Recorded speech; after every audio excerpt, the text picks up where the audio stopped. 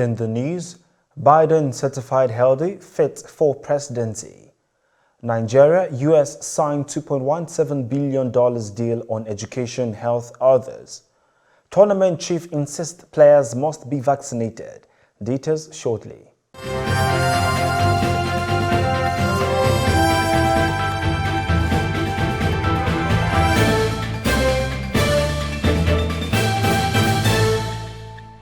This is TOS Television, your digital-first Pan-African news network. I am Merciful Ajinamo, and you're watching TOS News 360.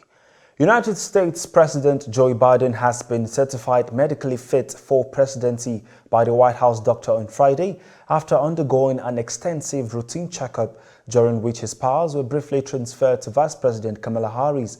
The president remains a healthy, vigorous 78-year-old male who is fit to successfully execute the duties of the presidency, to include those as chief executive, head of state, and commander-in-chief, Kevin O'Connor, the White House physician, wrote.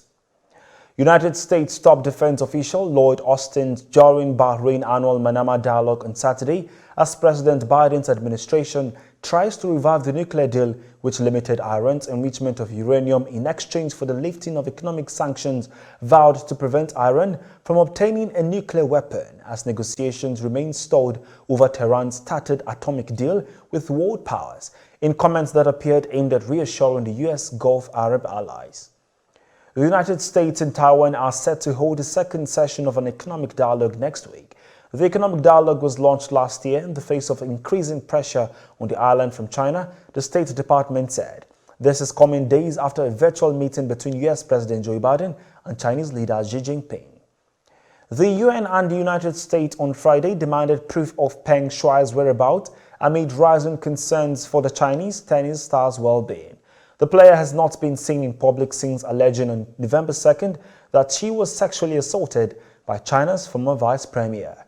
Tennis stars, sport bodies, government and human rights defenders have all spoken up in support of the 35-year-old who said in a now-deleted web post that Zhang Gaoli had forced her to have sex.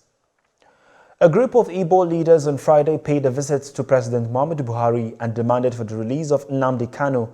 Responding to their request, Buhari said an unconditional release of Kanu runs contrary to the doctrine of separation of powers between the executive and judiciary.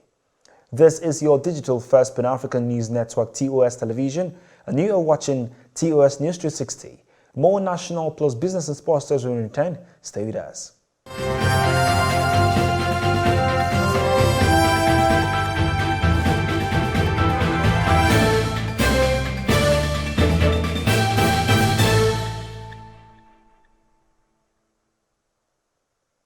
Thanks for staying.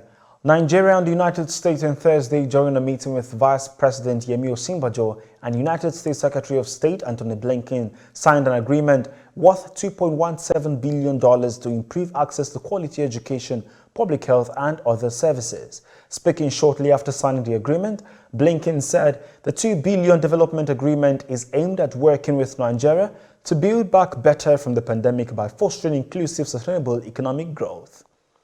Survivors of the Sierra Leone's deadly tanker explosion, which claimed the lives of over 100 people, have called for support as they struggle for their lives in hospitals. Others are resorting to private individual health workers for treatment.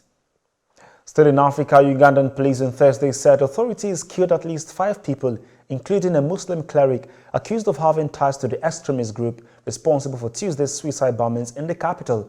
4 men were killed in a shootout in a frontier town near the western border with Congo as they tried to cross back into Uganda. A 5th man, a cleric named Mohammed Kirevu, was killed in a violent confrontation when security forces raided his home outside Kampala.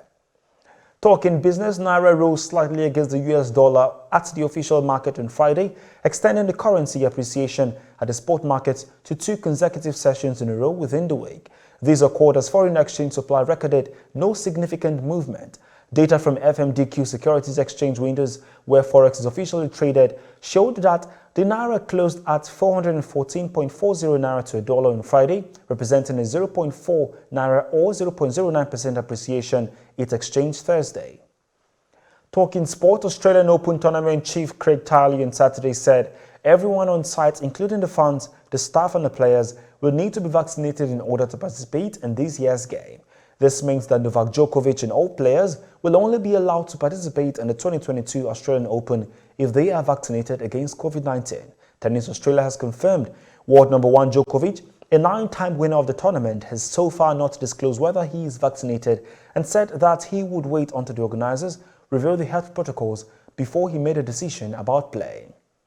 That is TOS News 360 on your digital first Pan-African news network. For more updates, visit www.tostvnetwork.com. Follow and like our social media handles on Facebook, Twitter, and Instagram. And remember to subscribe on YouTube. Do stay with us and enjoy more programs on the network. I am Merciful Ajinamo. Thanks for watching.